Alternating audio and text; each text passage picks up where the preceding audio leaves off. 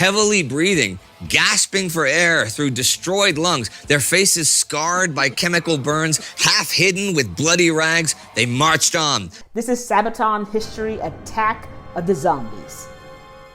Okay, well, maybe not zombies, but close enough. This is Sabaton History's Attack of the Dead Men. I already reacted to the lyrical video, which I will go ahead and post as an end screen. Let's get to it. I'm Indy Neidell. And I'm Per from Sabaton. And this is Sabaton History.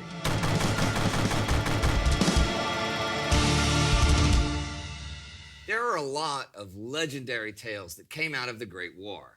Yeah, and the song Attack of the Dead Men talks about one of the most legendary. And the strangest. And the most legendary. Yeah, but the strangest. And maybe most legendary.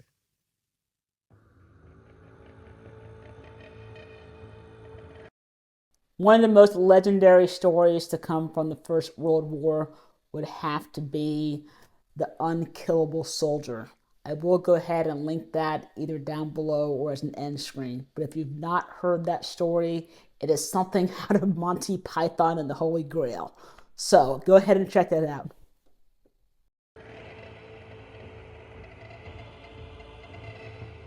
Osowiec Fortress was built in the late 19th century on a strategic hotspot near the river Biebrze in what is now Poland, but back then was the Russian Empire. It was just about 50 kilometers away from East Prussia, though, along the important railway line from Bialystok to Königsberg, which conveniently ran straight through the fortress. So it's kind of obvious why this was quite a headache for German high command in the Great War. This close to the German border, and effectively controlling one of the few railway lines through all the bogs and marshes in the area, the fortress had to either be taken or destroyed. Otherwise, it would prevent any advance into northern Poland.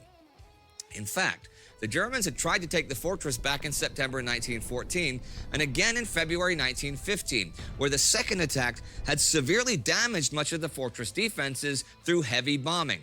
But the main defensive ring had nonetheless held long enough for the Russian counterattacks to force the attackers to break off. By the summer of 1915, though, the Kaiser's army was determined to try again. Now, August von Mackensen's Gorlice-Tarnów offensive that summer had thrown much of the Russian forces on the Eastern Front off balance, and German and Austro-Hungarian forces advanced on a wide front eastwards. Seeing their chance, German high command wanted to also take Poland in a frontal attack and ordered Generalfeldmarschall Paul von Hindenburg on the offensive. Osowiec Fortress was an important prize to take from the weakened Russian army. So 12 German infantry battalions, accompanied by up to 30 heavy artillery pieces, set their sights on Osowiec. The core of the Russian defenders, under General Lieutenant Berzhozowski's command, was made up of around 500 men from the 226th Infantry Regiment Zemlyansky, supported by several hundred militia. They dug in several lines of defenses and redoubts, trying to give the German artillery as small a target as possible. Do you guys see how narrow those trenches are? I mean, that is maybe 1.5 or 2 soldiers width in terms of if they're standing one behind each other. I mean, that must have been very claustrophobic for them. Wow. But once the assault began, much of the fortress walls, barracks, and towers began to crack under the heavy German siege artillery. But artillery alone won't take the fortress. They would still need the infantry for that job. So the fact that this fort was able to get damaged so easily is not that surprising, because I imagine that this fort was probably built sometime in the 1800s, which means that it was not built to withstand the modern 1915 weapons. The Russians had enough machine guns and defensive works to make that very difficult and very costly.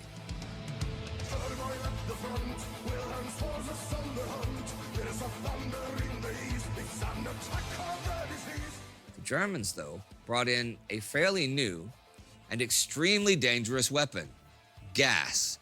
Now, gas warfare was fairly new. In 1914, the French had used tear gas, and in early 1915, the Germans had first used poison gas at Bolimov, though that failed. Since then, however, it had had a devastating effect on the totally unprepared and ill-equipped Russian soldiers, who died gruesome and horrible deaths in the deadly clouds of gas. Without gas masks to protect themselves, the defenders of Osowiec were expected to suffer the same fate. Why did the Russians not have gas masks? In the early morning of August 6th, as the winds were finally favorable, the German gas batteries opened up. A dark green smog descended upon the battered defensive works. The wave of gas crept over the Russian lines, creating a death zone. The gas used was made out of a mixture of chlorine and bromine.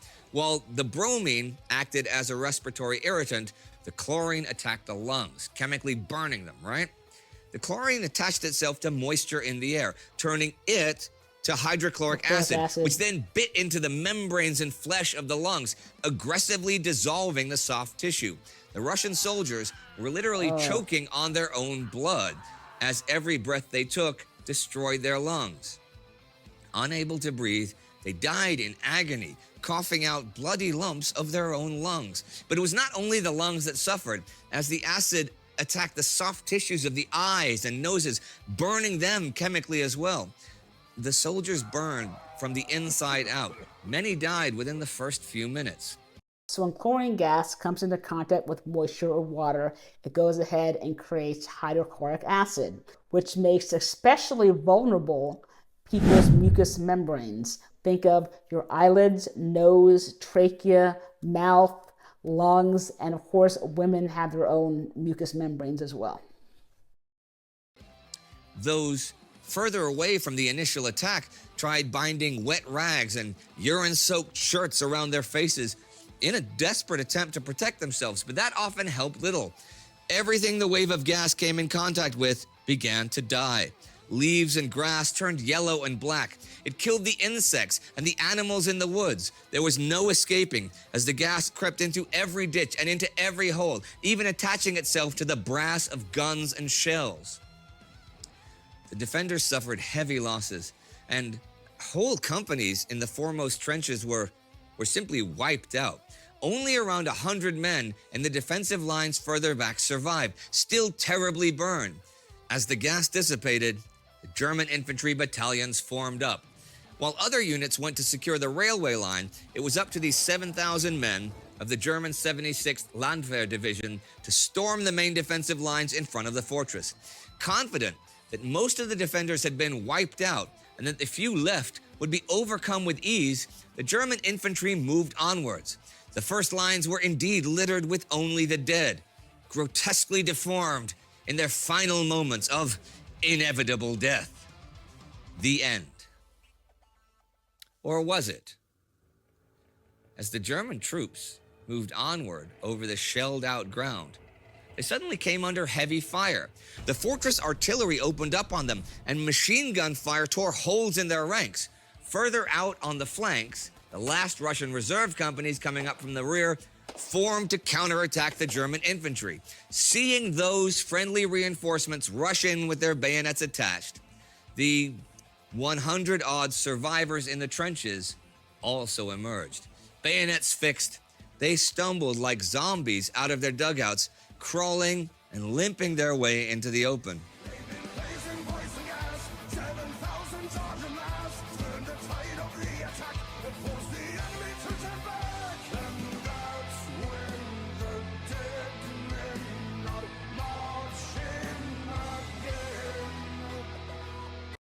I love those lyrics.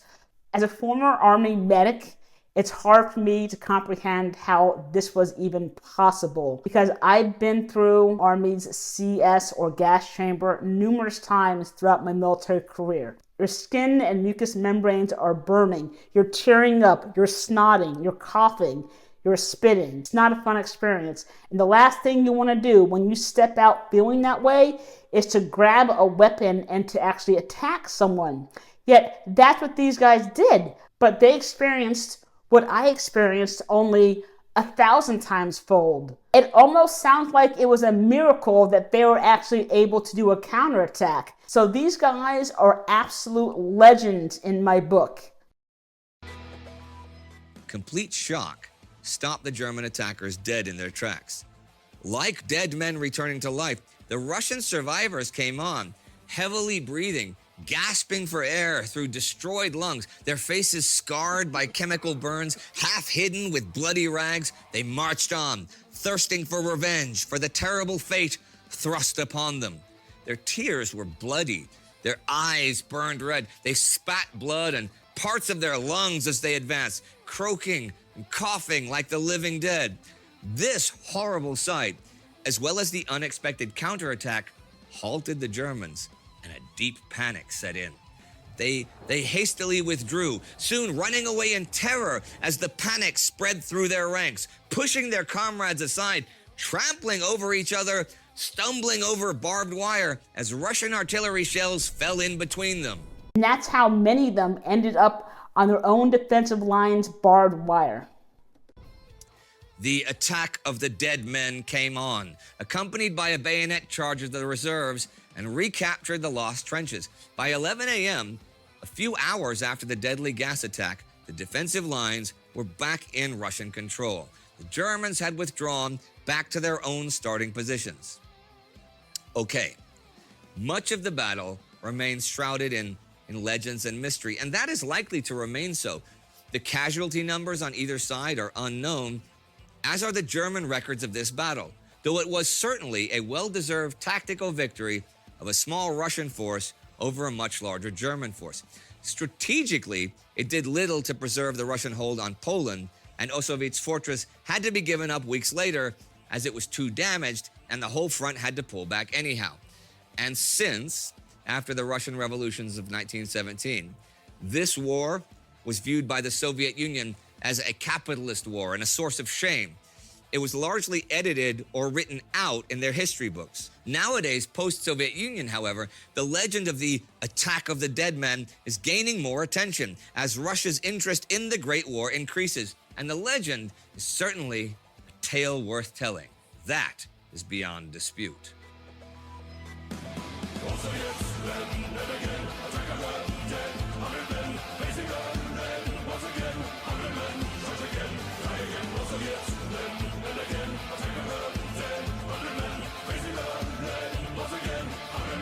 Great song.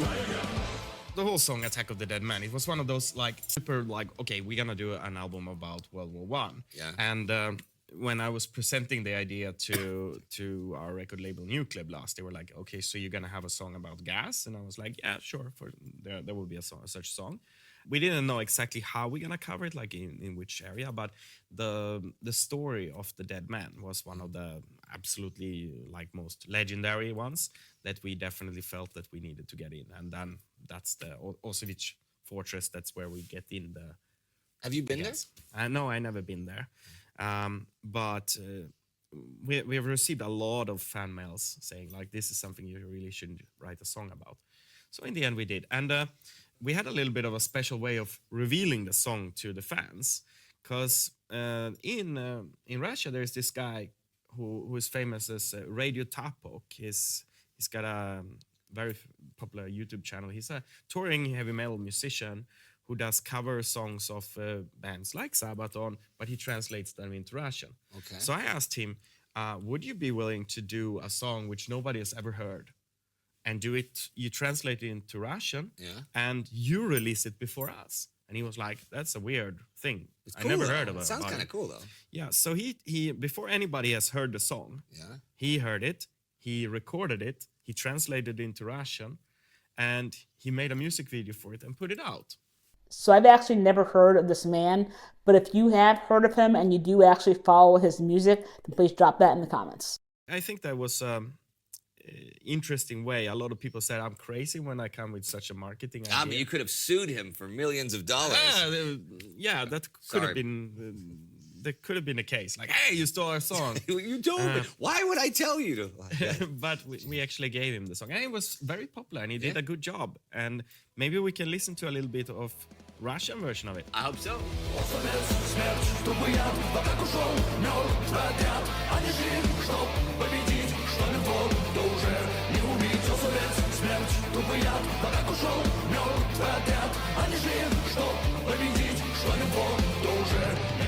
Now, since people were asking you to write lots of stuff about the First World War, and you've got, about the Red Baron and Lawrence of Arabia, which one was the topic that most people asked you to write a song about? About World War One. Yeah. And the most requests are for the Christmas truce. Aha, okay. Fun enough. But we didn't have a song that fitted to it. So I did actually react to the Christmas Truce, which was an amazing song, and I will go ahead and link that down below. we couldn't get it in. But second most wanted song was Attack of the Dead Men. You know, it's interesting because I didn't know that story before I started writing The Great War, but I'm a historian, and you think, but it's really the last few years it's become so much more. People know so much more about it. Stuff, you know? And guess where I found out about it? Mainly. Oh yeah, okay. From you. Yeah. So That's my job. well, we have the fans as well, but where we were looking for information about it was mainly from you. Huh. Well, it's nice that I can change the world one person at a time, or one metal band at a time. Now, I mentioned before in the history bit that there's not a lot of specific history about this specific battle. Like, there's so many things we don't know because so many of the records were destroyed or mislaid or intentionally destroyed during the Soviet Union, because World War I was not a patriotic war. It was the imperialist war. It's the problem that we often face, you know. Yeah. People say, oh, here is a story, and then you can't find the proper information about it. These days, it's so much easier. But I mean, going back to the beginning when we started to write about it, it was not easy for us to find information. Sure. I mean, people who are into history, people who are historians, they know where to search, where to find. They have the networks to find it. We stand in the beginning absolutely alone. We didn't even have the fans. Yeah. So I'm thankful for where we stand now, where we have good contacts like you, for example. Well, very I've got, good reference for World War One. Like historians like Marcus and Vika and stuff. That Perfect say hi, people. guys. There you go. They're our awesome team who can help us with coming up with the information. But in the beginning, it was really difficult. Well, you know, you mentioned the Christmas truce, and people asked a lot during the Great War, and they still ask, they're like, well, did they try anything like that on the Eastern Front? Because the Christmas truce was on the Western Front. And they're like, yeah, how come there was nothing like that on the Eastern Front? You know, there's a very simple reason why there wasn't on the Eastern Front. Orthodox.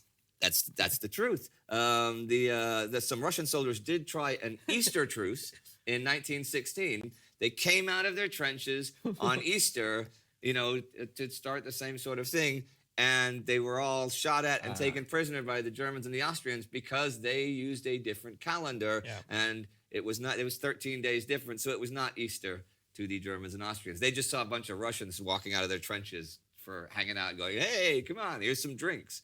And shot at them. I wouldn't have shot at them. Drinks are drinks. Yeah. Never look a free drink in the... Well, that doesn't make sense. I'll shut up now. You can edit that out. So what are you doing? I'm having drinks. Drinks. All right. Well, since it's drinking time, I guess it's time for us to say goodbye, Per. Yeah, it is. And thank you for everybody for watching this episode Of Sabaton History. Russia or the USSR was not the only country who tried to kind of disassociate itself from the war or to downplay it. After Erich Remarque wrote All Quiet on the Western Front in 1929, the German government was so infuriated that he wrote this anti-war book that they actually came after him and his family. He was able to escape to the US or something, but his sister was actually executed. Anyway, great video by Sabaton. Here's the lyrical video. If you do want to help support the channel, you can always check out the links below, or you can like, sub, or watch this.